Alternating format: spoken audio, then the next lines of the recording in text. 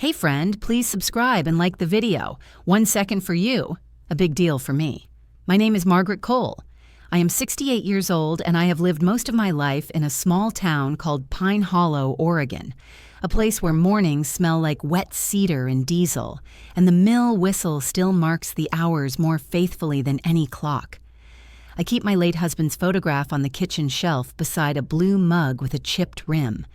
Every day around 6:30 a.m., I pour coffee, sit by the east window, and speak to him in my head while the light climbs the fence and spills onto the rhododendrons he planted the spring before he died.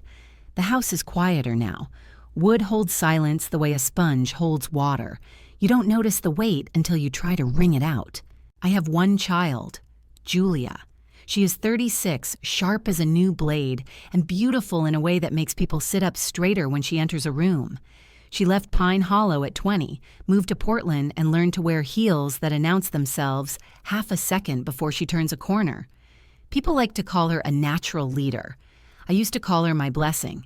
She started visiting more often after her father passed, first monthly, then weekly. She would arrive with pastries that looked like sculptures and a laptop that never slept. "Let me take the load off your shoulders, Mom," she said one Saturday in February, tapping the space bar as if she were conducting an orchestra. "Bills, insurance, property taxes. Paper is where mistakes hide. Put everything online, I'll automate it." Her tone was sugar. Her eyes were steel. I told myself it was love. The first small thing I lost was a checkbook. I keep the ledger on the same shelf as the flour. One Tuesday, it was not there. I found it later beneath a stack of printouts in Julia's sleek leather folder. ACT forms, a notary stamp, a photocopy of my driver's license I do not remember handing over. The signature below the words, "Durable power of attorney," looked like mine, but wrong the way a rhyme sounds wrong when you're a beat off. "Don't fuss," Julia said when I asked. "I needed it for a password reset. The bank is ancient." The second small thing I lost was my quiet. It happened slowly. I would reach for a bill and find it already paid. I would look for my savings passbook and discover, we don't use those anymore. I would mention the house insurance and Julia would smile and say, "Handled." Each answer closed a door behind me. Soon I was standing in a hallway with no handles. On a Thursday in April, I went to the Pine Hollow Credit Union just after it opened. The teller, a young man with a polite smile, printed 6 months of statements. He hesitated over his keyboard and asked if I wanted activity from the Portland account as well. "I don't have a Portland account," I said. He lifted one eyebrow in the gentle way people do when they suspect an older person is simply confused. Then he turned the screen.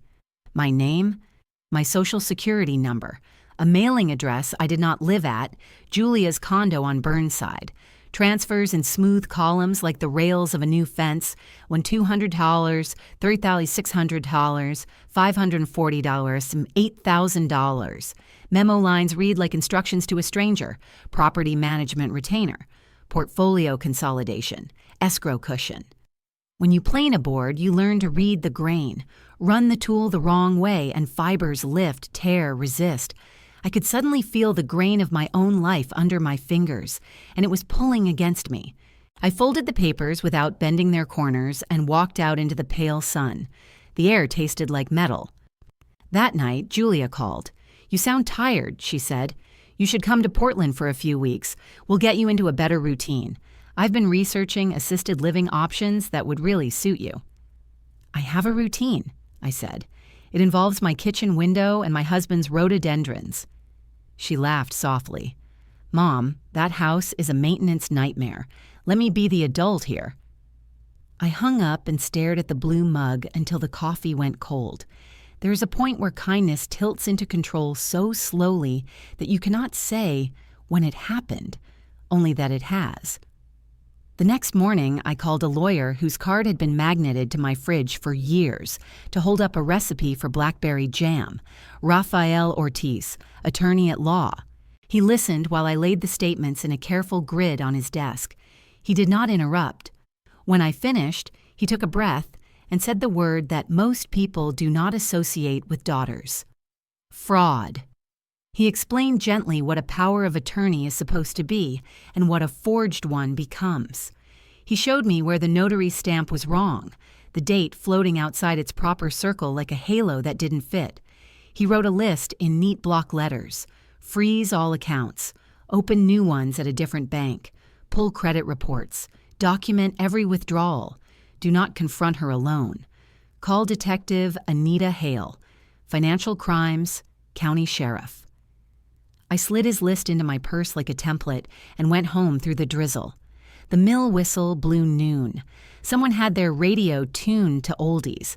I stood in my kitchen and looked at the photograph on the shelf. "We're going to measure twice," I told my husband's patient face, "and we're going to cut once." When Julia arrived that Sunday, she found a different house.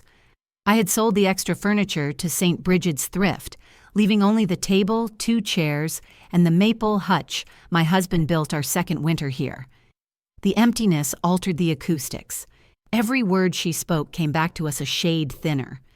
"Minimalist, Mom?" she joked, eyes scanning the bare room. "This isn't safe. What if you fall? Where's the—" She stopped.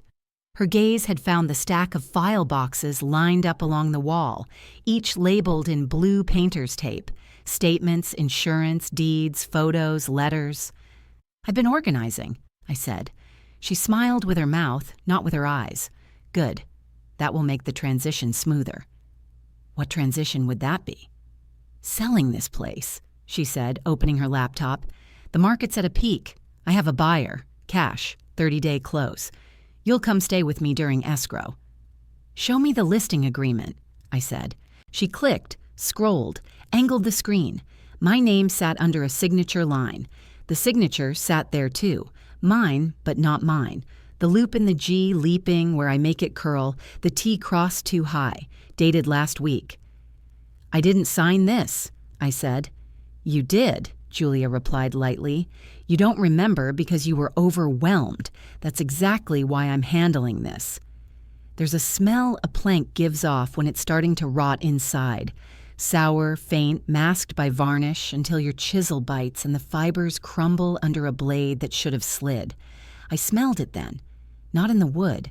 In the room between us. "Let's drive to Mr. Ortiz together," I said. "You can explain it to him." The silence that followed was not surprise. It was math. She was calculating the cost of pretending longer against the risk of compression failure. Her smile returned, smaller. "Another day, Mom. I'm due back in the city." After she left, I took Raphael's list from my purse and started at the top. The banker at Columbia Cascades printed me fresh account numbers. I watched her type, "Do not add authorized users" in my file in letters as tall as train cars. I filed a freeze with the credit bureaus and made a thick envelope for Detective Hale with copies of every document. The forged power of attorney, the notary stamp, the listing agreement, the transfers. 2 nights later, a truck I did not recognize idled at my curb at 10:16 p.m. The engine stayed on, headlights off. I turned the kitchen light switch twice. On, off, on. A signal Mrs. Henderson across the street and I agreed on 30 years ago when a storm took the phone lines down. Her porch lamp winked twice in answer. I dialed the non-emergency number and reported a suspicious vehicle. The truck rolled away without incident. I slept with my shoes beside the bed and a battery lantern on the nightstand. People think fear is loud. It is not. It is a hand pressed gently over your mouth. Detective Hale called at 8:03 the next morning. "Mrs. Cole, I've reviewed what you sent. You did everything right. Please don't contact your daughter directly. We'll arrange a controlled conversation and get a recording." "I'm not afraid to face her," I said. "I don't doubt it," she replied. "But this isn't about fear. It's about evidence that a judge will admit." On Friday at 4 p.m., Julia arrived on schedule carrying a cloth bag that smelled like bergamot and money. I had placed a small voice recorder in the cutlery drawer, as instructed. Mrs. Henderson sat at my table with a plate of cookies and a witness face. Her presence gave the afternoon the calm of church. Julia's smile took in both of us. "A committee," she said. "Lovely." I slid a single page across the table. "I need you to read this." She skimmed. Her jaw moved twice. The page was a notice of revocation, power of attorney, effective immediately, signed by me, notarized at Raphael's office 10 to 12 that morning. "This is unnecessary," she said. "You're creating problems out of care." "You are removed from all accounts," I said, keeping my voice low so it would stay steady. "I've notified the bank, the credit union, and the county clerk. Any attempt to act on my behalf will be reported." The corner of her mouth twitched. "Reported to whom? The Pine Hollow sheriff? Mom, please. The world isn't a Hallmark movie." Detective Hale had assured me this moment would come. The minimization, the friendly scold, the confession wrapped in condescension. All we needed was one clean admission. "You signed my name to a listing agreement," I said. "Why?" "I didn't sign your name. I signed for you," she replied, each word clipped clean as a dovetail. "That's what power of attorney is for. God, you make everything so difficult. You can't protect yourself anymore. I am protecting your future." Mrs. Henderson lifted her teacup and set it down. The recorder in the drawer hummed the second of silence as if the room itself were listening. "And the transfers?" I asked. "The Portland account? The manager checks?" Julia sighed the sigh she used as a teenager when math homework bored her. "Cash flow, temporary. I'll replace what I used once the sale closes. You will thank me when you're living somewhere with an elevator and weekly bingo." "There are other words for temporary," I said. "They're shorter. Theft is one of them." Her eyes cooled 2 degrees. "You think a jury will send a daughter to prison for trying to keep her mother from rotting alone in a house that should have been sold years ago?" "I think a jury will read numbers," I said. "They're good at that." Julia stood. "We're done here." "We are," I agreed. She left without touching me. The door closed with a sound I felt in the bones of the house, a settling, a weight shifting from one beam to another. Detective Hale called 20 minutes later. "We have what we need," she said. "Don't be alarmed if you see unfamiliar cars this week. We'll be discreet. I thought the next knock would be police." It wasn't. It was a courier, breathless, holding a manila envelope, Cole v. Cole, petition for guardianship. The petition painted me as forgetful, unstable, at risk. Attached were statements, doctored, balances inflated, an X-ray of a disease I did not have. Raphael read it twice and then underlined a paragraph with a smooth pen. "She's trying to get emergency authority before we file. We'll respond now." He filed our answer the same day. Exhibits, declarations, the audio transcript. Detective Hale's office sent a letter on sheriff's letterhead confirming an active investigation. 2 mornings later, a woman in a gray suit knocked. "Court visitor, neutral evaluator." She asked me to count backward by sevens from 100. I did, my mouth dry with humiliation. She asked me to tell her who the president was. I told her. She looked at my pantry, my pill organizer, the sharpness of my knives. She interviewed Mrs. Henderson and took notes about who watered the rhododendrons when I visited my sister in Salem last fall. When she left, I sat at the table until the sun swung around to the west window and put a square of light on the floor where my husband used to stretch after long days at the mill. I cannot say exactly when the heat behind my ribs cooled. I only know that by dusk it had. Rage is a good spark. It is a poor stove. I needed something steadier to cook with. The hearing was on a Monday. The courthouse in Maple County smells like dust and oiled banisters. Julia wore navy and pearls and carried concern like a handbag. Her lawyer argued that I was vulnerable, that the filings were aggressive because time was of the essence, that Julia had only ever acted to preserve assets for her mother's benefit. Raphael did not raise his voice. He laid exhibits on the lectern, in order, like boards planned to identical thickness. The forged notary stamp. The recording line where Julia said, "I signed for you." The listing agreement date. The transfers. The court visitor's report. No cognitive impairment. Detective Hale's letter. The judge's face did a slow thing I will think about when it is cold, and I need warming. The 12-second trip from neutrality to recognition to anger, carefully constrained by robes and protocol. Petition denied, he said, and counsel, do not file emergency guardianships as a litigation tactic in my court again. Outside, on the steps, Julia stopped me with a hand on my arm. The pressure was light. The intent was not. You've made an enemy, she said softly. You have no idea how expensive that is. I met her eyes and saw something I had refused to name for 36 years because naming makes it real. Not need, not grief, not hunger. Emptiness wearing competence like a fitted dress. A mind that sorts people into useful and not. Then send me the bill, I said. Itemize it. Detective Hale called the next afternoon. We executed a search warrant at your daughter's condo, she said. We recovered devices, ledgers, and a list of properties under Shell LLCS. Mrs. Cole, there's more. There was.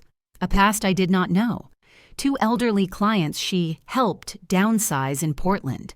A widow in Salem whose house sold for less than market to a company Julia managed from behind a post office box. The widow's son had complained to police last year, then stopped returning calls.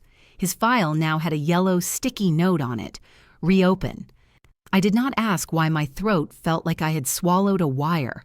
Love does not make you blind. It teaches you not to stare. The indictment came 6 weeks later. Wire fraud, identity theft, forgery, elder exploitation, conspiracy. The paper was heavy. The list was long. I recognized my name and addresses like landmarks, seen from the window of a train that keeps going when all you want is to get off and stand on ordinary ground. Julia was arrested at dawn. They let her put on a jacket. They did not let her take her phone. That night, I washed the blue mug and set it back in its place. The kitchen light made a soft circle on the counter. Outside, the mill whistle blew 10. I slept 6 hours in a row for the first time in a year.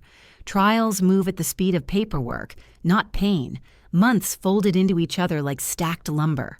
I learned new words. Allocution, proffer, downward departure. I learned patience the way you learn grain, by running your palm along it until your skin knows where the fibers want to go. At the plea hearing, Julia stood with her lawyer and answered the judge's questions in a voice I recognized from birthday toasts and fundraising galas. Guilty to 2 counts, the rest dismissed under agreement. Restitution to named victims. A recommendation within the guidelines. When the judge invited statements, Mrs. Henderson spoke first. She kept it short. Boundaries preserve love, she said. Without them, love becomes a tool. Her hands did not shake. The Salem widow's son spoke next. He wore the kind of grief that wrinkles at the edges. My mother forgave you, he said to Julia without venom. I won't, but I will survive this. I spoke last. My voice surprised me. It sounded like my mother's did when the dog killed a chicken and she still had breakfast to make for 7 people. Steady because there was work to do. I taught my daughter to tie her shoes and to say thank you, I said. I did not teach her to steal.